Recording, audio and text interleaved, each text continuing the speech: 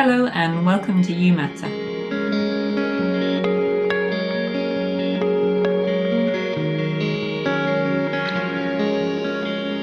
Hello and welcome to session 20 of YouMatter. Nice round number. Now, this one's a little bit different. It's not the episode I planned. Last minute change of plan. Literally this morning, I had no guest and I thought, can I just talk? There are a load of things that have been going around in my head recently, conversations with clients, conversations with friends, things I'd like to talk about. Can I just talk? And will that be in any way palatable to my listeners? But then whilst walking the dog early this morning, I thought, who might be brave enough to come on last minute and interview me to turn the tables a little bit? So I sent my good friend Martin Christensen a message.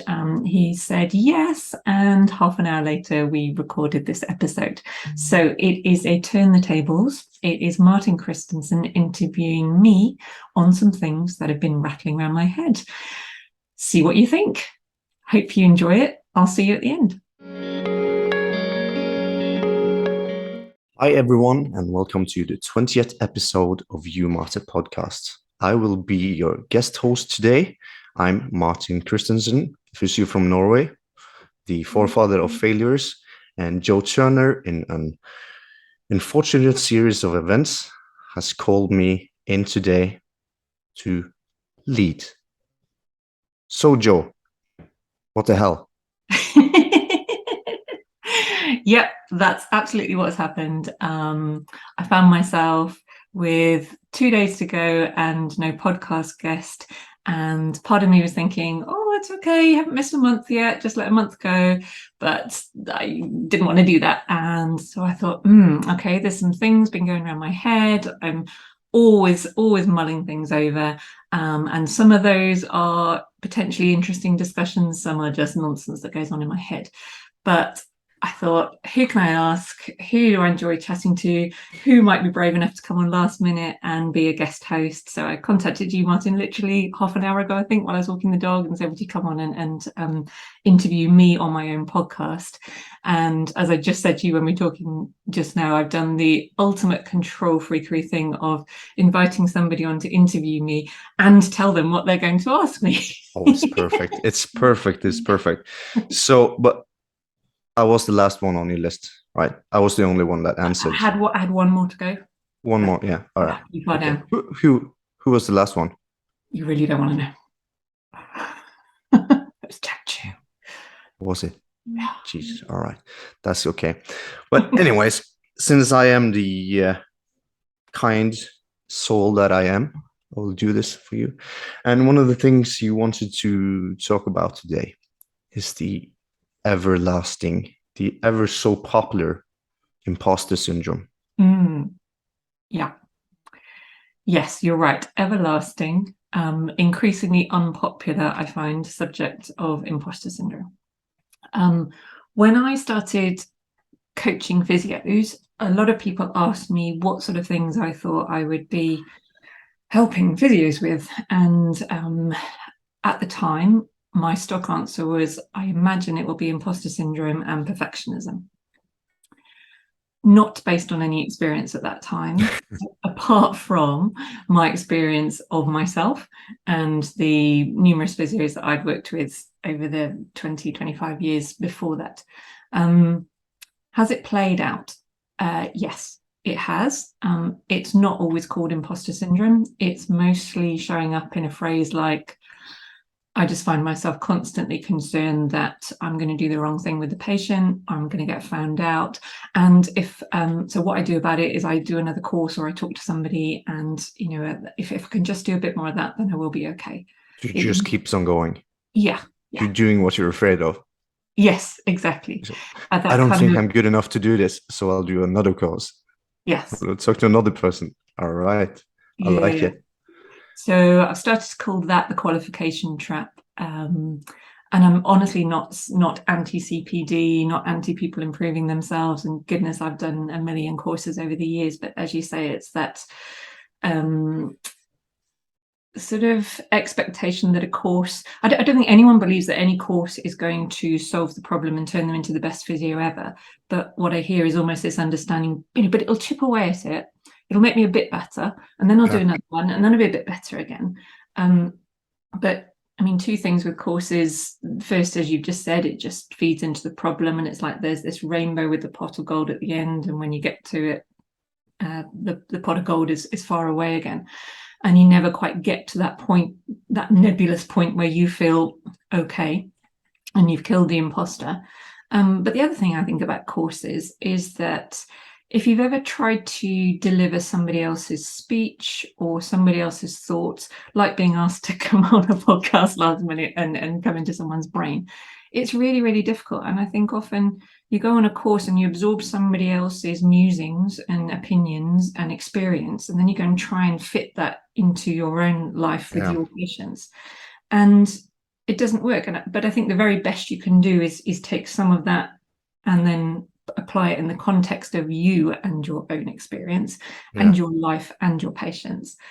And that really, in a roundabout way, is how I've come to think about imposter syndrome. I gave you the phrase, the imposter takeover.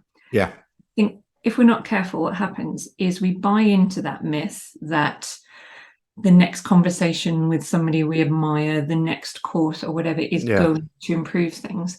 And it's almost like we're trying to fill ourselves with loads and loads and loads of other people's stuff. And the takeover, I think, is of ourselves. And we forget that we started off this fantastic profession as beautiful, intelligent, curious, interesting, funny individuals.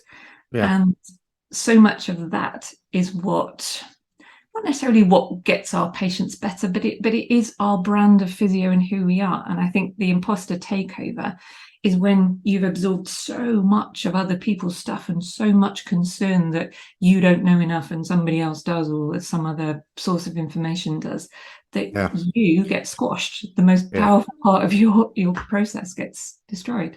Okay. So what I'm kind of hearing is this resetting of definition. You reset every time you achieve something, you reset your goal a little bit higher, and it always resets itself. And what you're implying is that we need to be aware of that goal and trying to incorporate it into ourselves and not just be pushed further and further on. Is that correct?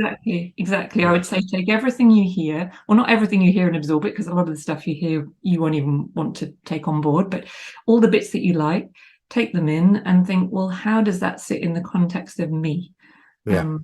Personally, I think the most successful areas of therapy that I have incorporated into my life have been things where I quite liked a principle, and then over time I just brought more and more and more of me into it, and it became my version of that thing.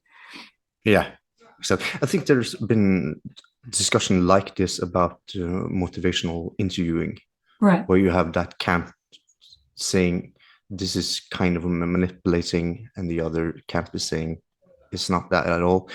Just what you said there reminded me of that discussion. What can I incorporate? What does it mean? What does it imply? So I think where you're headed now is a good way to go on to something else that you said, to be self-aware and self-preserving. And how does that fit into the never-ending search and redefining of boundaries? How does that fit in? Self-preservation. I think I've actually said this in an interview with somebody before.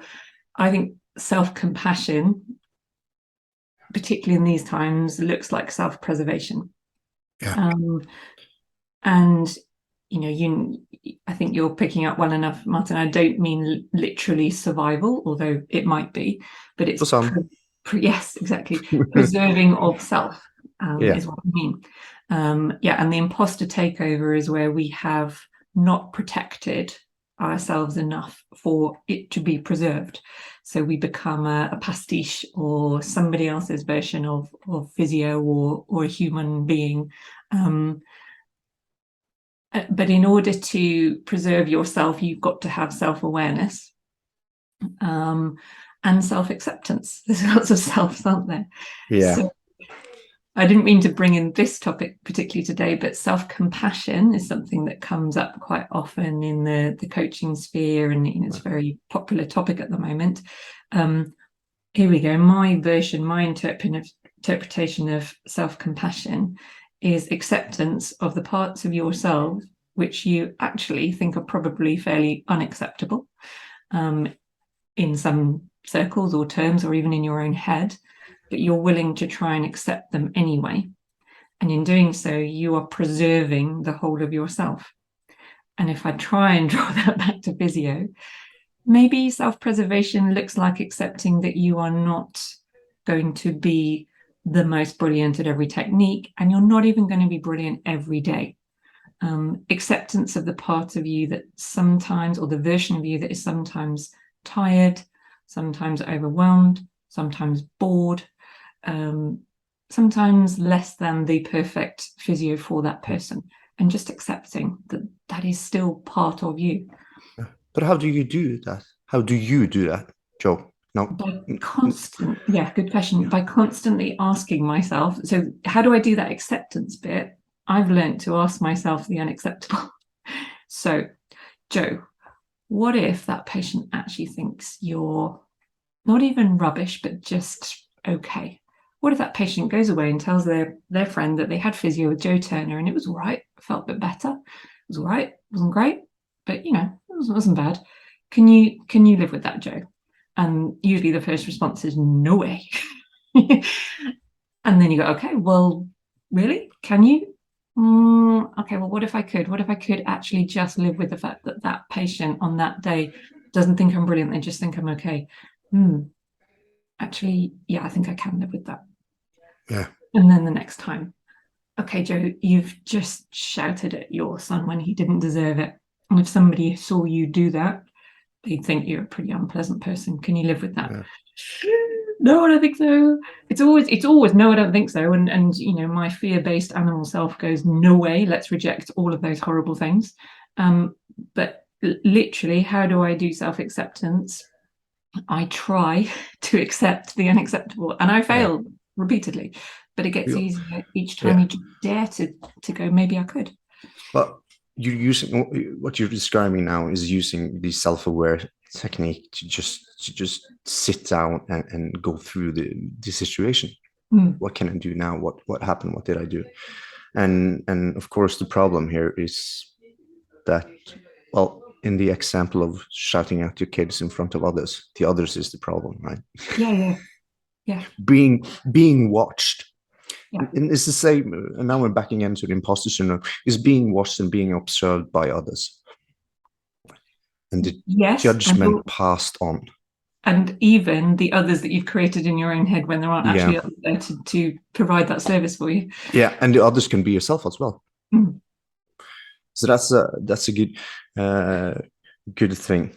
Is there any other things you find yourself doing on a regular basis to help you cope with the heavy days, the questioning days, the imposter days, like myself now, just even jumping in and telling you I'm willing to do this interview with you. And of course, I'm afraid that I will not be able to speak English. And you're afraid because you told me to take the wheel. And this podcast is going in a very weird direction anytime now. But is there any other things you do, Joe, for yourself that you use as a tool, technique, or whatever to let things go? Remind me, I want to talk about trust and kindness after this point. If I'll forget once I've started rambling like the other point. So the first thing is going back to self-compassion. And again, it's a buzzword and it's overused and it's abused. But it's basically being kind to yourself. But I think if we take your example just now, so yeah, you and I will get through this because we do, and we like talking to each other and it's great. And there will probably, for both of us, be a moment an hour or two's time where we go, oh, but what about that one thing? Okay, and so, oh my God, so and so's going to hear this, and what, and it will be the stuff that comes afterwards. It's rarely, I think it's rarely in the moment. If you've committed to do something, and you and I, both type of personalities that we are going to do it because we've said we will. It's how you deal with what comes afterwards. And I think the first thing is forgive yourself, because those voices will come. And one caveat on anything that I say about coaching, what I've understood, is always that I will never get to the point where I can do all of this stuff. I'm just trying to gather more and more insight and practice more and more to get more proficient at it. But I think if you can get to the point where you go, okay, there's the voices. Yeah, I knew they would come, and that's okay, because I'm a human and I care. And I want that podcast to be good, and I want it to be meaningful for people. And that's why now I'm questioning. So first, that's okay. I forgive myself for having those voices. And now let's just have a realistic conversation with them. Actually, okay. All the practical things. You said having the talk with the voices, the insecurity voices and the questioning voices, of course, ignoring the voices telling you to kill everyone, but that's another voice. But can you hear me? Yeah, I can hear. Is it not working from my end? Yeah. Oh, it's my connection, Martin. Hang on. Okay. Am I back? You're back? I think it was my connection. Yeah, okay. Because I'm currently at my clinic, so yeah, no, I think it was my end. That's fine. All right. So you're talking about doing specific things to calm yourself down, to go through the emotions, the familiar emotions and the familiar things that happens, and using them. But you said you also wanted to get into trust and kindness, not trust. Trust. Is that a tricky word? For me, that's a tricky word. I'm not even going to try the Norwegian. So, why the hell did you trust me to do this to you? Because I've decided that trust and kindness are two things that I really, really, not even that I want to live by. They are just good guides for me at the moment. I've decided it's those two words, trust and kindness. So I will trust that whatever version of this podcast that you and I put out will be right for a certain number of people. And I will have kindness to you and myself that it won't be perfect, but it will be what it needs to be. And I could phone you up afterwards, Martin, and support you with kindness. But from my own point of view, when those voices come, kindness will be a practical equivalent of wrapping someone up in your arms and going, there. So a soothing process. So I've actually already walked the dog, but if I hadn't, then that is a soothing process for me. It might be taking a shower. It's usually for me something tactile, something that feels soothing. And massages and things like that get a bad rap sometimes when you're talking about self-compassion, and it can all sound a little bit fluffy, but actually if it's just a process of calming your nervous system down and literally going there, that helps. And for me, that quietens those voices that are a little bit mean. And rather than trying to fight them, just go, yeah, okay, hi, I know, there, it's all right. Yeah. And you also said this, so you wrote to me that saying this out loud to other people in a clinical setting and doing it for yourself is two different beasts. Yes. But it sounds like you're taking your knowledge and you're taking control and directing it towards yourself. Yes. Yeah, basically. Yeah, and accepting that I'm someone that needs it. Yeah. Because I'm a human being. and this has been quite a bit of my points with all the things I've done and said, is that accepting ourselves and our our weaknesses and strengths and doing it. So for me, what you're saying now for me is what I did and showed myself pantless on Twitter is kind of the same thing. That embracing those human, very normal human things, and saying, as you said, there, it's okay. We're still just ourselves. Yeah. So And you could say that you decided to take on those feelings. And I think actually there is a version of taking on feelings. It's still a battle, but it's a soft-hearted or soft-fronted battle as opposed to absolute direct conflict. And we know that works well in actual conflict situations as well. Okay, that's good. I'm gonna deviate a little bit from your plan now, Joe. Okay. If that's okay. Yeah, but I think because I think it's kind of up this conversation's alley. Social media and likes and views and confirmation. I'm a part of your MeHub group in there, and a while ago you posted a post. You posted something about it was after the 3rd of July, wasn't it? Yeah. I'm not quite sure what you're going to refer to, possibly. Oh, just wait. No, you posted something about being so stressed out and nervous and trying to deliver quality content. Well, at the same time, a part of yourself is just counting the number of views, and likes. Yes. And I think this question fits really good into self-care and self-preservation, or whatever you want to call and frame it. How can we acknowledge and maybe comprehend and understand and work through that little bit of us counting the likes, counting the views? And is it okay? Is it bad for us? Do you know what I'm getting at?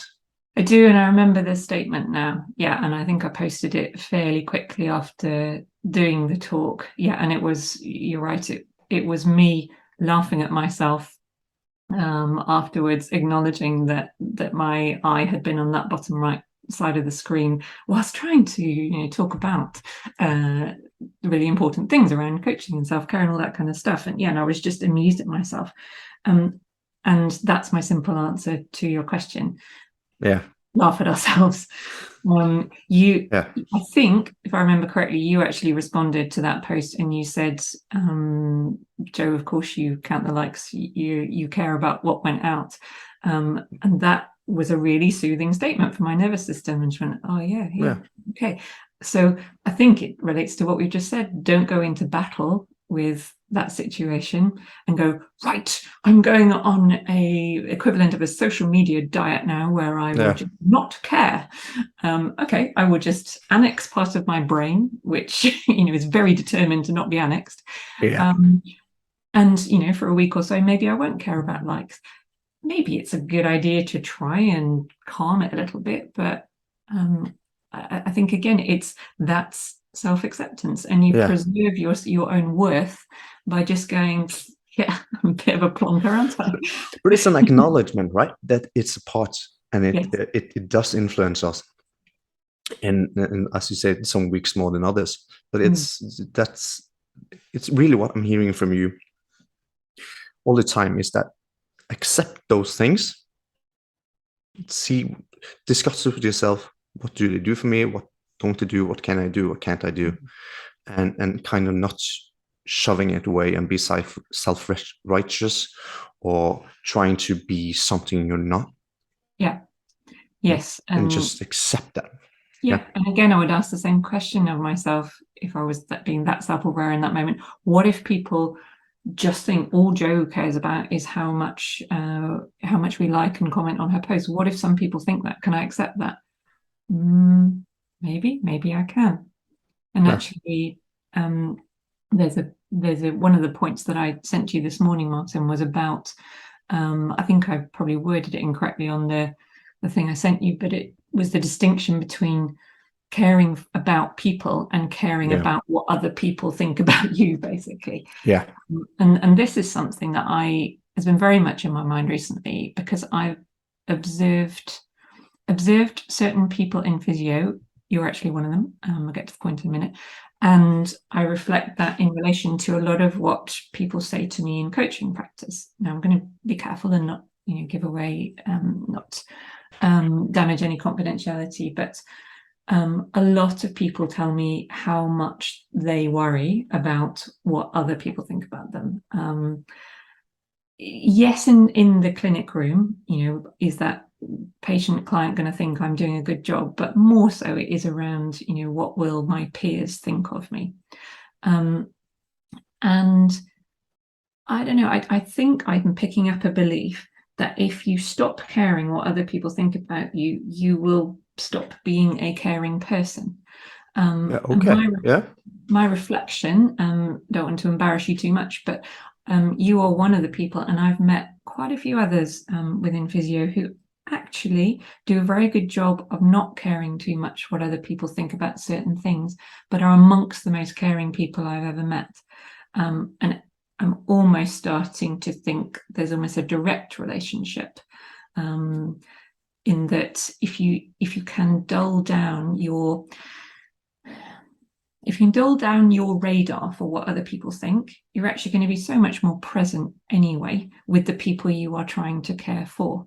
So I'd almost say, in order to be more caring, we need to stop caring so much about what other people think.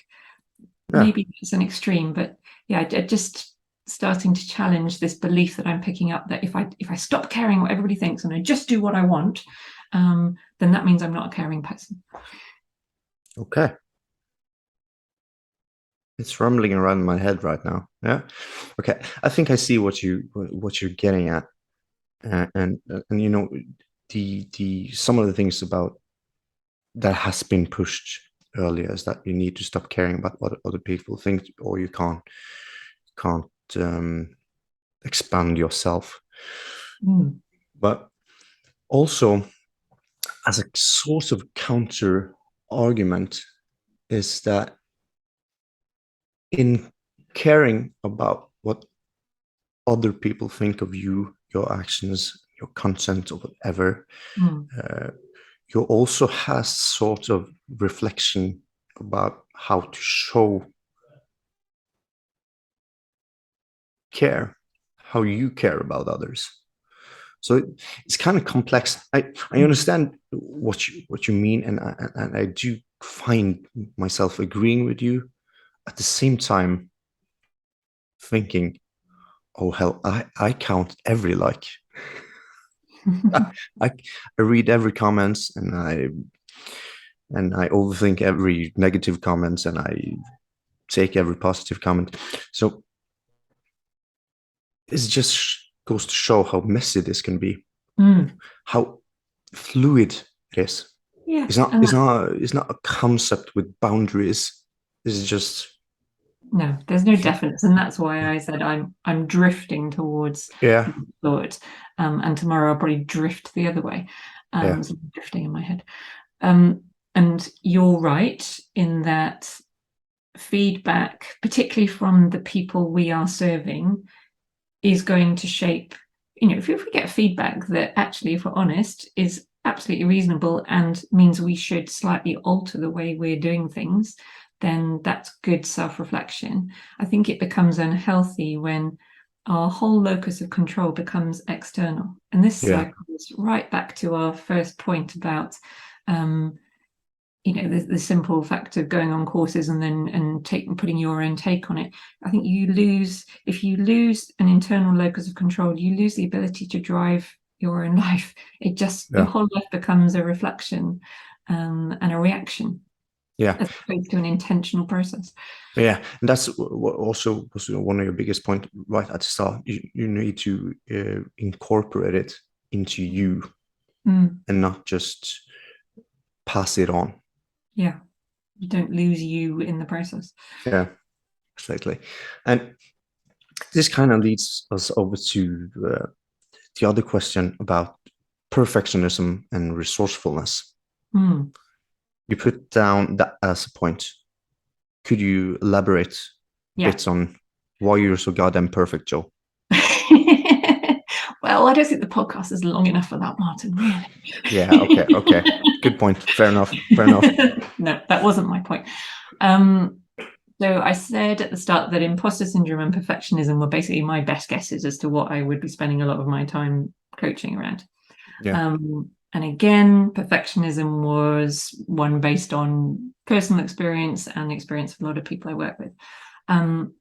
These days, I coach quite a few people who aren't physios as well. And perfectionism comes up time and time again.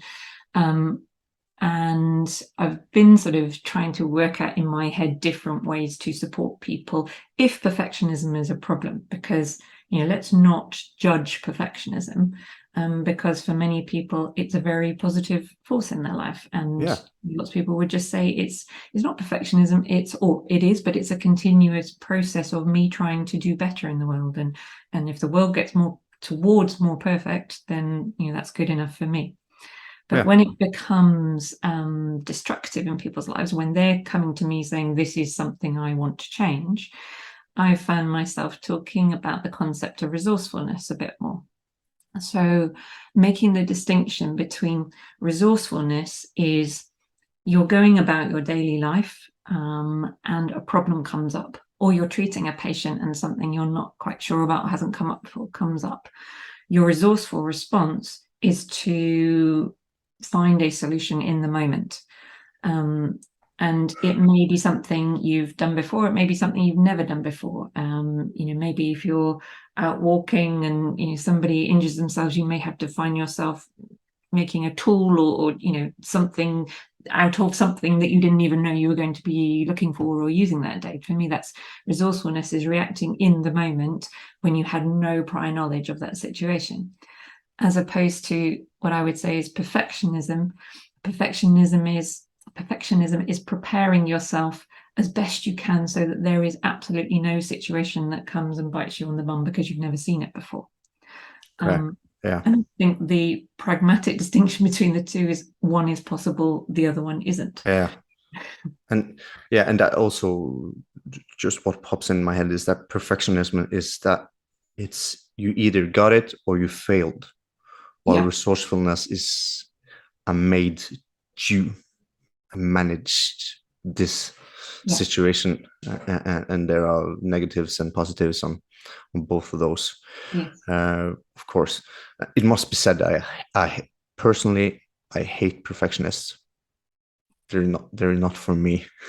That's a big statement. So tell me about hating perfection. No, we don't have the time for that, Joe. But no, is that kind of stress, as you said, not something not attainable, and when does it become a challenge, or when does it become unhelpful? I think that was what you used, and the idea for me that you can get something to be perfect is just ludicrous. And I think it's a disservice to the word perfect or perfection, because in its truest sense, perfect is like enlightenment. It's a point at some point in the future that is a good thing to aim for, but you're never supposed to get there. I'm going to shock my own dad and tell you a funny story. So my dad is the most logical engineer I ever liked to meet. Things are pretty logical in my dad's writing. Very intelligent man, very kind man, but very logical. And it was my parents' 60th birthdays. They were quite close in age, and we all went on a family skiing holiday. And no, it wasn't. It was an anniversary. It wasn't a wedding anniversary. It must have been coming up to their 40th for the ages we were at, their Ruby anniversary. And we went on a skiing holiday, my parents and my sister and I, and we had young babies and stuff. And one of the gifts that my dad gave himself was he was going to do a parapont thing off the top of the mountain. So he and mum are going up on the chairlift, and their anniversary was literally days away. And my mum was full of the joys of where they were with her family, beautiful scenery, and sort of overwhelmed with the joy of life, and said, "Oh, Brian, here we are, going to celebrate our anniversary. Oh, it's been such a great marriage, hasn't it?" And my dad goes, "Not perfect, but great." My mum, in an amused way, told us all when she came down, and my husband and my brother-in-law were like, "Brian, oh my God, you cannot say that. What are you thinking?" But my sister and I were just like, "Yeah, that's Dad. Don't be hurt. He just means it wasn't perfect. He's perfectly happy with his marriage. He thinks he has a wonderful marriage, but it is not perfect, so you can't call it perfect. But they do have an amazing marriage, and if perfect is this unattainable but wonderful thing in the future that we can drift towards, then that's okay." That's a brilliant story about how we understand the word as well. Yeah. It's not. Perfect. But the funny thing about perfect is that even though it's unattainable and it's kind of up there, is nirvana. Yeah. Moment can still be perfect, can it? Yes, true. In imperfection can be perfect. Yeah, exactly. So it's it's an interesting thing, but it's Not if you're Brian, though. Not if you're Brian, my dad. Yeah, well, I don't know. I can understand what it is that's just said. All right, now we need to talk about boundaries, Joe. Setting boundaries, and this is something I wanted to actually have wanted to talk with you about, because you come across as this deeply caring, empathic person, and you're a wonderful person to talk to, and I always feel safe talking to you, and I love it. And I imagine or I hear other people say the same things. But every day you're in clinic, you're talking to people like me, you're working with what you do, you're working with emotions, feelings, the overwhelming nature of other person's life. So how do you set boundaries for yourself, Joe? How do you not get drawn in and at the same time show the level of empathy that you do? The honest answer is it's been one of my biggest challenges. And the reason it's been going in my head recently is because I have been through my own shame fest around boundaries over the last couple of years. So I started coaching at the beginning of the pandemic, and pretty much about the same time, a close member of my family, my daughter, actually started to have some significant problems. And I'm not going to say any more than that out of respect to her, but just safe to say it was enough to affect me significantly on a day-to-day basis. Obviously, it affected her massively, but if we're talking about how we manage things at work, I'd had a little bit of a precursor to this situation because my mum actually had a nasty injury a few years before, and that similarly was something that was on my mind all the time when I was at work. Now, my approach in life up until that point had been the only way is openness. You talk everything through until it doesn't hurt anymore. That's my approach to life. So bottling up wasn't a concept for me. It's just like, no, it just all comes out until the feelings aren't there anymore. Let loose Kraken. Yes, exactly. I like that. What I've learned is that is a lot easier on me than other people, or it was when it worked for me. But the stakes got higher in those two situations, and the shameful situations for me were around the point where the feelings were so overwhelming that I couldn't contain them. Never mind with friends and peers, but sometimes with patients. And for me, that was like a place I thought I couldn't go. Turns out actually, I got through some of those situations and it's all right. And people are also incredibly kind. And letting people be kind to you is part of the process of managing. The second thing is why I mentioned coaching is like, for goodness sake, I had just started on this process of providing a service where I'm supporting people and I need to be, in my head, I need to be that uber calm, always professional, responsible, safe place for other people. And sometimes I feel like I'm on quicksand, depending on what's going on any particular day. So I learned tons of things. I learned that you can still function in those environments. You can get through it, but hey, you need some boundaries. And for me, the boundaries were with myself. It was never a boundary that I needed to say, I am not talking about this, or you don't get to know about me. It was a boundary with myself of how much I let out and how much I allow to build up inside myself at any particular moment.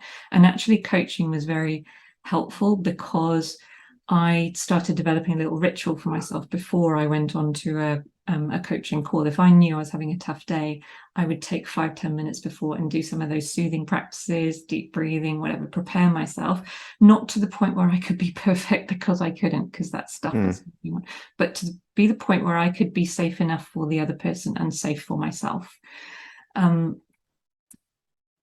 The other thing I learned is that it doesn't make you a better or worse clinician to be going through stuff.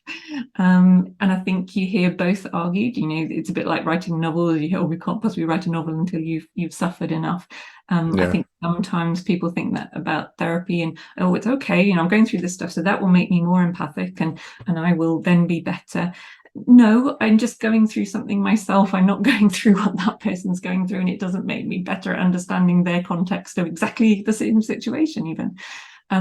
But equally, gratifyingly, it doesn't make me worse. I can still do what I need to do. And actually, that work environment can be the greatest balm ever on certain days. Yeah. Because it feels safe. Yeah. Oh, I love that. I love that. It's just the acceptance through it all, and just boundaries are not necessarily saying no and stopping, but just taking control of some things. And I love that what you said about let people be kind to you. And I think that's a powerful message. It's just, and I think we all need to work on that. Let people be kind. Take gifts. They're giving freely. They're given because people want you to have it.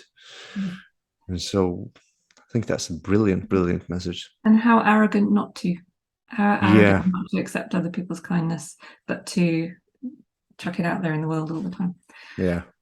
So I've been, and especially in our clinic, we all had patients that come bring gifts, haven't we? Yeah. Yeah. And so I've talked to some physios and some GPs and some healthcare professionals that no, I don't accept it at all. And I've always accepted. Now I'm in the particular situation that my gifts are probably mostly wine or dried fish. Yeah, you trained your patients well. I had actually got a lot of fish fillets. People comes with a shopping bag, but oh, here's 5 kilos of God. Black market fish. Yeah, go knock yourself out. And there's me figuring out how to keep it cold and not smelly until I get home. So, but the point is let people give you something. Let them decide what to give. And let them decide if you're worth it. Sometimes it's not up to you. Yeah. Yeah, I love that. Let them decide if you're worth it, not you don't get to decide that. Yeah. That's a good one. Okay. And a word on self-indulgence, if we have time, wrote Joe Turner. How are we doing? Do we have time? A word on self-indulgence. Yeah. So Again, when I started coaching, I heard the phrase quite a lot, isn't this all a bit self-indulgent? And in my own head, isn't this a bit self-indulgent? To be taking time out of physio, to be learning something else, to be sometimes talking about yourself on podcasts. Oh my God. Can't do that. No. So it seems to be that the mantra of clinicians, isn't it a bit self-indulgent? Ergo, if it is, that's bad. So therefore, self-indulgent is inherently a bad thing. It's like we all accept that, and then let's have a view on it. I went away before, in the 2 minutes between the conversation with you and the podcast, and looked at the definition of self-indulgence. Yeah. And I've got the Oxford Languages definition here. So self-indulgent, characterized by doing or tending to do exactly what one wants, especially when this involves pleasure or idleness. Oh, wow. Oh, man. Yeah, that's a big one. Idleness when you're a physio. Oh my God, what are you thinking? It goes back to, okay, pleasure, soothing. Are you allowed to feel pleasure? Oh, well, only if it does somebody else some good as well. Yeah. Are you allowed to feel pleasure when it doesn't do anybody else any good at all? Not sure, maybe.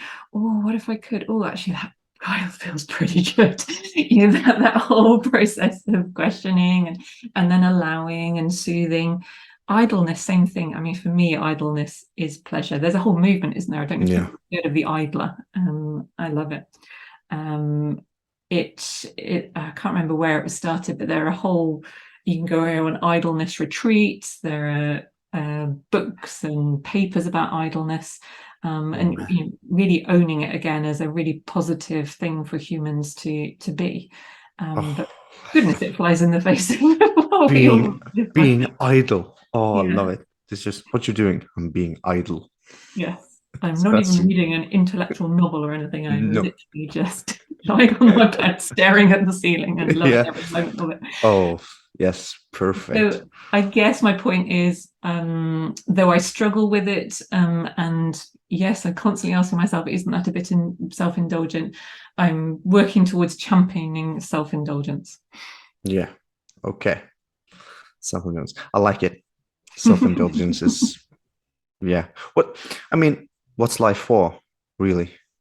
If we can't self-indulge now and then. Yes. It's like, what's the poem? What this life, if without a care we have no time to stand and stare. Oh, okay. That's good. I have another good. Yeah, full of care. Okay, I have another one for you, a poem actually. It's from a Swedish poet. I can't remember his name right now, but and I need to translate it in my head first. So from Swedish. That's impressive. Okay, little did I know that the days that came and went was life itself. Yes. Wow. So that was not your native language? Was that Norwegian and then back to English? So yeah, life is what happens when you're busy doing other things. Yeah, exactly. It's those normal days, those work days, it's those fighting with your kids on the morning to get you into the car and off to preschool or anything. And so we're so over focused on the weekends and plans and marriages and the super duper stuff that we forget that life is happening in between. Yeah. And so little did we know that the days that came and went was life itself. Beautiful. Yeah, it's gorgeous. And that's where perfection lies, isn't it, really? Yeah, maybe. Could be somewhere in between the cracks. All right. This is a beautiful place to wrap it up regarding to time, but quick fire round. Are you ready for the three questions? Okay. Yeah. Okay. This wasn't on the plan, Martin. No, it wasn't at all. So now I just need to pretend I haven't, improved this either. So, number one, what you drinking tonight? It's Friday. Oh, I am going away for a weekend with some girlfriends, and I've got a really nice rioja. All right. So you're having a weekend off? Yeah. All right. Being idle. Oh, Jesus Christ. That's, yeah. All right. Where are you going? Not far. I live in the Cotswolds, and there's an area with a load of lakes. So we've rented a lodge by the lake and taking on paddle boards and Oh, nice. I love those weekends where you just go, fuck it, I'm going away. yeah. You take the kids. I don't care. I'm off. Yes. That's good. Let him be kind to me. Okay. Now, second favorite TV show at the moment. Oh my God. Oh no, this one's just come to my head, and yeah, I'm gonna have to go through the shame. Virgin River, because I have recently watched The Capture and The Undeclared War, which were brilliant but slightly traumatic and brought up all my, oh my God, these things could actually happen, and blah blah blah blah blah. And one of my patients told me that Virgin River is a soothing TV show, and it is. Nothing really bad ever happens. There's beautiful scenery. It's just unchallenging. Virgin River. All right, good answer. Never seen it. Don't have access or blood in them. So watch some trauma stuff first, and then Virgin River. Yeah, I'm kind of just watching trauma. Well, you're Norwegian. Feeding trauma. That's the only stuff you blooming seem to produce in that country. Yeah, that's so. Okay, third and easiest question: will you rather get the diagnosis right or have a good process and a good relationship? That's so loaded because I know your answer. Okay, let me hear the question properly and think rather than just answering your answer, which I know what it is. Would I rather get the diagnosis right or have a good process and what? A good process and a good relationship and a good journey with the patient. Oh God, relationship every day of the week. Not so fussed about the process. Yeah, I'll let that one go a little bit. But yeah, my world is relationships. Yeah, okay. It's of course wrong. You have to get the diagnosis right. Everybody knows this. Okay, yeah. I will. You fucked up. So close. Sorry. That's okay. Sorry, not Just sorry. Try to this weekend. Try not to be too idle. Yeah. Don't self-indulge too much. Try and accept being wrong. Yeah. Don't do anything I wouldn't do. Pretty open field. Yeah. Yeah. Heroin is probably the only thing on it. So just yeah, don't do heroin. Note to self. Yeah. Just put down a sticker. Yeah. Yeah. At least while it's not on a paddleboard. Not yeah. on a paddleboard. Okay. Well, thank you for this. Thank you for tossing me into the frying pan here and letting me talk to you a bit. Well, you did an amazing job. Thank you so much. Oh, well, thank you. And this has been episode 20 of YouMatter podcast. It has. Thank you, Martin. Thank you, Joe.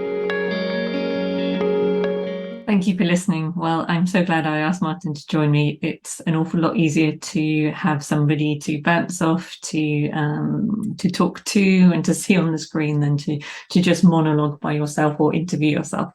So, like I said on the episode, a huge thank you to Martin for being the person that would just say yes at a moment's notice and come and do such a brilliant job of hosting this episode. Let me know what you think about the topics. What do we talk about? Perfectionism and a new take on imposter syndrome, the imposter takeover. We talked about caring for others as opposed to caring about what others think. We looked at resourcefulness as the antidote to perfectionism, and a final word on self-indulgence. So let me know what it brought up for you. Let me know if things resonated or if you have entirely different views about the subjects that we discussed. As always, I am really keen to hear. And as always, remember, if you are a clinician, a friend, a parent, a son, daughter, trying to be all things for everybody all day, please take some time. Please let people be kind to you. Please take those moments to be idle, take those weekends away with friends, because you matter.